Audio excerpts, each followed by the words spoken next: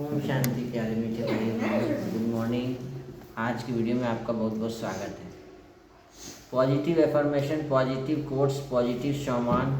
सुबह सुबह आपने सिस्टर शिवानी का वीडियो सुना होगा और भी आपने मेडिटेशन टेक्निक्स में भी देखा होगा कि पॉजिटिव सोचने का इम्पैक्ट शरीर पर क्या होता है। अगर आप अभी सोचेंगे मैं बहुत टेंशन में हूँ, दुख हूँ, परेशान हूँ, बीमार हूँ, तो आपकी जो उस समय बताया गया था कि इतनी सारे सेल्स हैं बॉडी में, जैसे ही आप संकल्प करते हैं तो सारी एनर्जी सारे सेल्स में चली जाती है। वो सारे सेल्स रिपीट हो जाते हैं, रिपीट करते हैं वो सेम कोड्स को। यही आप बोलेंगे, I am peaceful soul, I am powerful soul, तो अंदर से पावर आएगा। क्यों? क्योंकि एक इतने करोड़ सेल्स रिपीट हो रहे हैं। तो इसका प्रैक्टिस आपको करना है। और आज कहानी के माध्यम से, कहानी नहीं, एक छोटा सा प्रसंग है। कवि है सर्वेश्वर दयाल सक्सेना। उनकी कविता से क्या सीख मिल रहा है वो देखते हैं। पेड़ों के संग बढ़ना सीखो। कवि चाहता है कि उसके पास यदि थोड़ी सी धरती होती ना, तो वो उस पर पेड़ लगाकर ये सिद्ध करता कि पेड़ हमारे लिए कितने उपयोगी हैं। लोग एसी लगा रहे हैं लेकिन पेड़ों को काटते जा रहे हैं। उसके पास ना सही, यदि तुम्हारे पास ऐसी थोड़ी सी भी जगह हो तो तुम सब कर सकते हो जो कवि करना चाहता है। कवि के पास तो जमीन नहीं है, लेकिन क्या आपके पास जमीन है? बहुत दिनों से सोच रहा था थोड़ी धरती पाऊं, उस धरती में बाग बगीचा जो हो सके लगाऊं। खिले फूल फल, चिड़िया बोले, प्यारी खुशबू डोले, ताजी हवा जलाशय में अपना हर अंग भिगो ले। छोटा सा तालाब, उसी के बीच में गड्ढा खोद के उसमें कमल का फूल, मधुबन में है ना, देखी थी ना। हो सकता है पास तुम्हारे अपनी कुछ धरती हो, फल फूल लदे अपने उपवन हो। धरती ना हो तो गमले लगा दें, जहाँ जहाँ खाली स्पेस है उसकी सेवा करें। अपनी परती हो, फल फूल लदे अपने उपवन हो सकता है छोटी सी क्यारी हो, महक रही हो, छोटी सी खेती हो जो फसलों से दहक रही हो। बच्चे आजकल के वेस्टर्न कल्चर, बहुत दूर दूर का नाता नहीं, पेड़ों से, खेतों से, जमीनों से, तालाब से, प्रकृति से कोई मतलब नहीं। बस मोबाइल मोबाइल मोबाइल मोबाइल में देखने से कुछ नहीं होगा, करने से होगा। आप एक शॉर्ट्स देखे 15 सेकंड में आपको बहुत कुछ सिखाया, उसको आपको फॉलो करना है। और ऐसे शॉर्ट्स आपको देखने हैं, रील्स देखना है, वीडियो देखना है जिससे कुछ पॉजिटिव ऊर्जा सीख मिल रही हो, नेगेटिव नहीं, उल्टा पुल्टा नहीं। तो हो सकता है कहीं शांत चौपाए घूम रहे हो सकता है कहीं सहन में पक्षी घूम रहे हो सकता है पक्षियाँ को घर नहीं मिला हो सकता है पक्षी जो है प्यासे हो सकता है पक्षी भूखी हो। तो विनती है यही, कभी मत उस दुनिया को खोना, पेड़ों को मत कटने देना, मत चिड़ियों को रोने देना। एक एक पत्ती पर हम सबके सपने सोते हैं, शाखें कटने पर वे भोले शिशुओं सा रोते हैं। पेड़ों के संग बढ़ना सीखो, पेड़ों के संग खिलना सीखो, पेड़ों के संग इतराना, पेड़ों के संग हिलना सीखो। और सिर्फ पेड़ ही नहीं, आसपास के लोगों को भी आप देखें कि कौन किसको क्या ज़रूरत है, कौन कितना परेशान है, दुखी है, टेंशन में है, प्यासा है, भूखा है, उसके लिए भी आगे आए। ये प्रभु की प्रेरणा है आपके लिए। कल एक तुम लोग नहीं देखी, एक बहन उस दिन नहीं देखी थी, एक लड़की भटक रही थी मोड़ में, उसकी मम्मी पापा अनाथ लड़की थी, खाने का खाना नहीं, जूठा खा रही थी, दूसरा ने उठा के। वो कल वहाँ मिली थी, पूरा रो रही थी चिल्ला चिल्ला के, लेकिन कोई उसको भर्ती एडमिट नहीं कराया। अब कल जो है एक्शन शुरू हो गया है। एक बार तो धनबाद थाना में भी जाके उसके लिए बोला गया है कि उसको उठा के आश्रम में भर्ती कराया जाए। बहुत सारे सरकारी आश्रम बने हुए हैं, वहाँ लोग नहीं है, खाली पड़ा है। सरकार की क्या गलती है? सरकार वहाँ से उसको जैसे भी करके पुलिस के हेल्प लेके उसको उस आश्रम तक पहुँचाना, ये जिम्मेदारी निभाना हो, समझी? उसको ऐसे नहीं छोड़ना। अनाथ है। बच्चे और पेड़ दुनिया को हरा भरा रखते हैं, नहीं समझते जो वे दुष्कर्मों का फल चखते हैं। आज सभ्यता वैसी बन पेड़ों को काट रही है, एसी लगा रही है। पेड़ कटते जा रहे हैं, घर बनते जा रहे हैं। जहर फेफड़ों में भर इंसानों को बांट रही है। पेड़ काट के घर बना दिया, लेकिन उतने पेड़ फिर आपने कहाँ लगाया? और आज की मुरली में बाबा ने हम बच्चों को कहा है कि मीठे बच्चे, बाप द्वारा तुम्हें जो सृष्टि के आदि मध्य अंत की नॉलेज मिली है, तुम बुद्धि में रखते हो, इसलिए तुम हो स्वदर्शन चक्रधारी। इस कविता से क्या सीख मिला आप कमेंट करेंगे। सेजल के फ्रेंड्स लोग सुन रही हैं, तुम्हारी फ्रेंड, वो भी कमेंट करेंगी तो पता चलेगा, वो लोग भी सुनिए।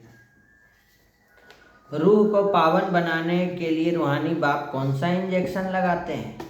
ज्ञान का इंजेक्शन। उत्तर है रूह को पावन बनाना है ना। बाबा आके रूहों का पिता है ना, परम पिता, रूहानी बाप, तो वो आके रूहों का इलाज करते हैं। तो आत्मा का क्या इलाज करते हैं? आत्मा का इलाज मनमना भाव, मन को मेरे में लगा दो, बाबा और मैं।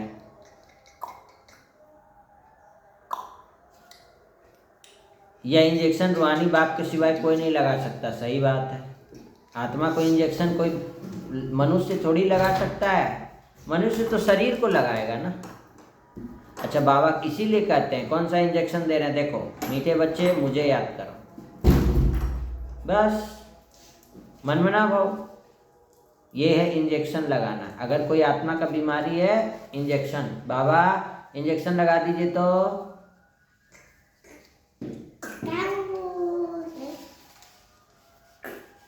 यहाँ इस शरीर वाला है, ये आत्मा वाला है, ये आत्मा वाला है, लगा दिए बाबा इंजेक्शन। याद से आत्मा पावन बन जाएगी। इसमें संस्कृत आदि बाबा कहते हैं, बाप तो बहुत सिंपल लैंग्वेज में समझाते हैं। रूह को जब यह निश्चय हो जाता है कि रूहानी बाप हमें पावन बनने की युक्ति बता रहे हैं, तो विकारों को छोड़ती जाती। निश्चय हो गया कि बाबा हम बच्चों को क्या कर रहे हैं? पावन बना रहे हैं। क्या बना रहे हैं? पावन बना रहे हैं। अब पतित हैं तो उसका निशानी क्या है? पावन है तो उसका निशानी क्या है? पतित है तो सहन शक्ति नहीं है, जीरो। अब पावन है तो बहुत सहन शक्ति है। पेड़ को दिखाया ना, पेड़ में पत्थर मार रहा है तो पेड़ क्या दे रहा है? फल दे रहा है, फल दे रहा है, फ्रूट दे रहा है, सब्जी दे रहा है। एगो पेड़ था, उसमें बंदर बहुत सारे बैठे हुए थे, तो उसमें आम उगा हुआ था। तो उसमें से लड़का लोग जा रहा था, तो बोला कि आम तोड़ते हैं, तो लेकिन बंदर बैठा हुआ, क्या करें?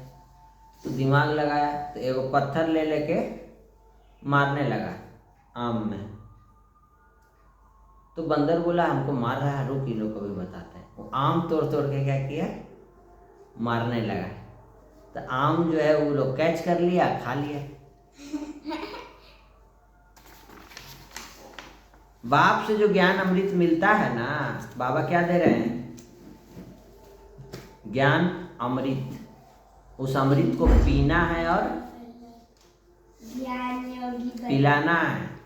पुजारी से पूज्य बनने के लिए विकारों का त्याग करना। बाप जो स्वर्ग जाने के लायक बना रहे, उसकी हर बात माननी है, पूरा निश्चय बुद्धि बनना है। और अनुभव की विल पावर, अनुभव एक शक्ति है। अनुभव की विल पावर द्वारा माया की पावर का सामना करने वाले अनुभवी मूर्त भव। बहुत सुंदर वरदान। सबसे पावरफुल स्टेज जानती है क्या है? अपना अनुभव। जब तक आप अपना अनुभव नहीं किए हैं ज्ञान में, योग में, धारणा में, सेवा में या जिंदगी के किसी भी फील्ड में, आप बहुत जानकारी यूट्यूब देख के, शॉर्ट्स रील्स देख के धारण कर चुकी है कि कढ़ी कैसे बनता है, रोटी कैसे बनता है, सब्जी कैसे बनता है, मिठाई कैसे बनता है, सब कुछ आप जानकारी ले लिए हैं, लेकिन आप करके देखे ही नहीं है। अनुभवी आत्मा अपने अनुभवों की विल पावर से माया की कोई भी पावर का, सभी बातों का, सर्व समस्याओं का सहज ही सामना कर सकती है और सभी आत्माओं को संतुष्ट भी कर सकती है। सामना करने की शक्ति से सर्व को संतुष्ट करने की शक्ति अनुभव के विल पावर से सहज प्राप्त होती है। अनुभव के विल पावर से कौन सी शक्ति प्राप्त हो रही है? सामना करने की शक्ति। मान लो पूरा भूकंप आ गया तो इतना शक्ति है सामना कर सके, हड़बड़ा जाएगी। एक छोटा सा एक्सीडेंट होता है, आदमी हड़बड़ा जाता है, टेंशन में आ जाता है, तो क्या इतना सामना करने की शक्ति है? इसीलिए हर खजाने को अनुभव में लाकर अनुभवी मूर्त बनो। सिर्फ एक खजाना नहीं, बहुत सारा खजाना बाबा दिए हैं, लेकिन सब कुछ तुमको पता है, लेकिन अनुभव नहीं है ही नहीं। शांत रहने का अनुभव है ही नहीं। जिस दिन अनुभव मिल जाएगा उस दिन शांत रहना शुरू। शांति कैसे मिलता है, शांति का पाठ सब कुछ पढ़ चुके हैं, लेकिन गुस्सा छूटा?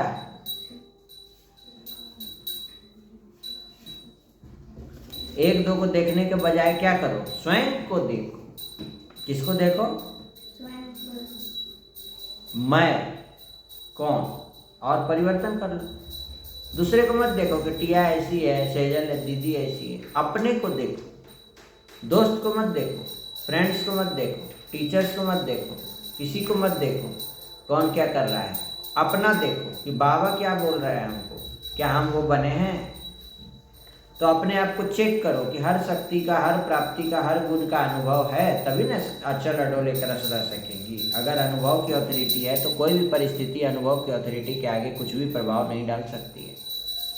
अनुभवी मूर्त किसी भी परिस्थिति में अचल अडोल रहते हैं, हलचल में नहीं आते हैं। क्यों? क्योंकि सबसे बड़े में बड़ी अथॉरिटी अनुभव है। क्या है?